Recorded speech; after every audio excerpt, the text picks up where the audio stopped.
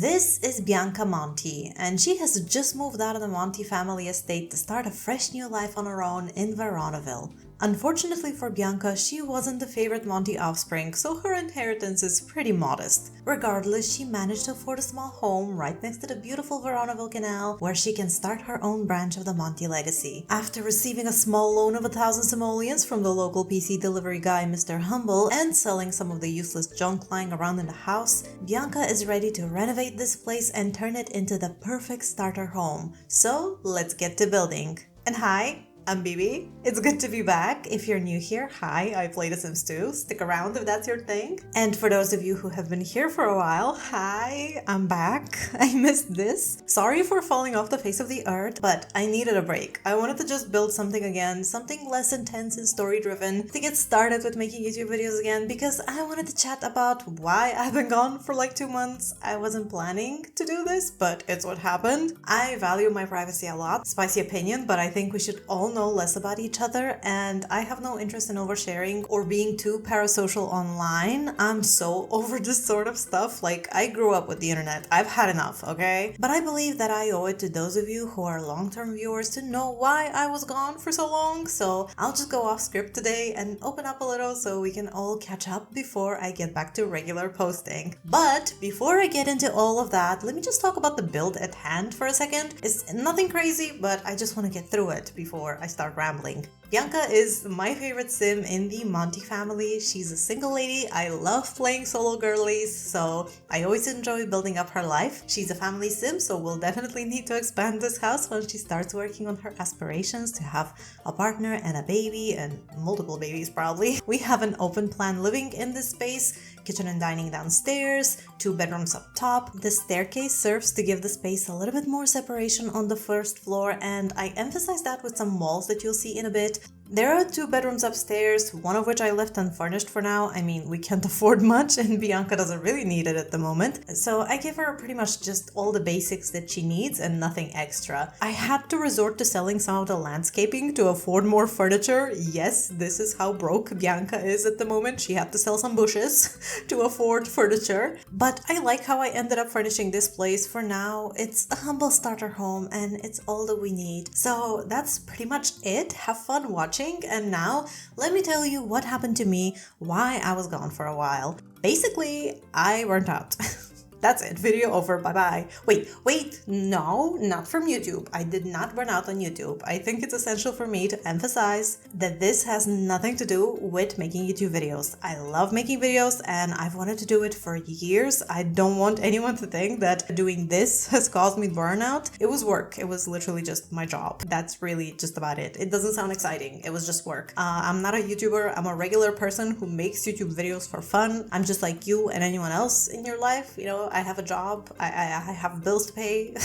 This is not paying my bills. So I've been burnt out for a while. It's been very fun. It's been great. Just kidding, it's been hell. But it all just came crashing down on me and I just had to pause everything in life. And I mean everything. I stopped keeping a proper schedule, stopped going to the gym, stopped reading, stopped writing. I had to start sleeping in later because I was always burdened with this ridiculous fatigue. Like, just everything had to stop because I was just so tired from working. I could barely go through a day without feeling like the life force has been sucked out of me. I don't even know how to explain it. I had just reached a point where basic executive function was insanely challenging for no reason, and it was difficult to remember to do basic things. It was just, I was so tired and I was like, I have to pause. And I've done a lot over the years to create a more sustainable lifestyle for myself. Stress has always been my #1 enemy. I'm genuinely in really good health, knock on wood. I've never really had any health issues, but stress is truly just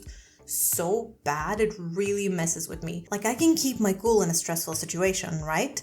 But even if it doesn't hit me in the moment, it just stacks up and keeps expanding and expanding until it's entirely consuming me at some point, and then it's too late for me to unwind it all. And I reached that point, and I've been there before in the past, and I know that there is really only one thing that cures burnout. And that's a long rest. It's a long rest. And I don't mean taking a week off of work. I mean 3+ months to a year of not working or at most working part-time to just get back in a functional state. At least that's been my experience in the past, and that's what fixed it for me. But of course, work doesn't end, and that's just the reality of things. You have to work to afford to exist, so cool. You just have to settle with being burnt out every now and again and having mental breakdowns and whatnot. And now I've been working full-time with very minimal breaks since I believe like 2018 or 2019, something like that. And for 3 years there, I worked in a very unhealthy, very toxic environment. It was just so much stress, so unnecessary. So a couple of years ago, I decided I'll risk temporary instability in this horrible world economy and job market to find a new job, switch my work environment, all that jazz, you know how it is. According to my channel analytics, most of y'all are in the 25 to 35 age group, just like me. So I'm sure you know what that is like for most of us regular folk, I suppose. So yeah, I've just been working really hard. I've been doing overtime, upskilling, and a couple of months ago I got promoted. Yay, so more money, right? Well, yeah, but also more responsibilities, more stress, more pressure, more meetings, more everything. And I was like, yo, I really cannot keep up with this. So I paused, and YouTube was one of those things that had to go on pause as well. Unfortunately, I didn't enjoy taking a break. I became anxious and sad for not working on my channel, but I knew that in order to sort out my physical and mental health for long-term success, I had to pull back for a while. I had a bit of a break from work around the holidays, and I'll be honest, I just took that time to rest. To catch up on lost sleep, mostly. To enjoy my hobbies without any worries. I bought Baldur's Gate 3. It is amazing. It's an incredible game. I can talk about it for 50 years, but that's not what you're here for. So yeah, I took time off to recover from burnout. That's basically it. It doesn't sound fancy. It doesn't sound cool. Maybe some of you will understand. Maybe others won't. Hey, I'm just letting you know what it is. I can't say anything more, and I'm not here to lie to you because that's not cool. And I feel guilty for resting sometimes, to be honest. As I said, I felt anxious. I've been wanting to do YouTube for so long, and now I'm like, kind of putting it on pause, like I'm kind of slacking or whatnot, and I'm like, why am I like this? I don't like this. But instead of spending my days working on a computer and then recording and editing, aka again staring at a screen for 5 to 6 more hours every single day until midnight, I just had to take that time off, and I took that time to journal, get back to drawing, read more books, just allow myself to rest. Ideally, spending 40 plus hours a week staring at a screen wouldn't be a thing, but we live in a society and that's the current norm. Part-time work is not an option, of course, because bills and groceries are not free,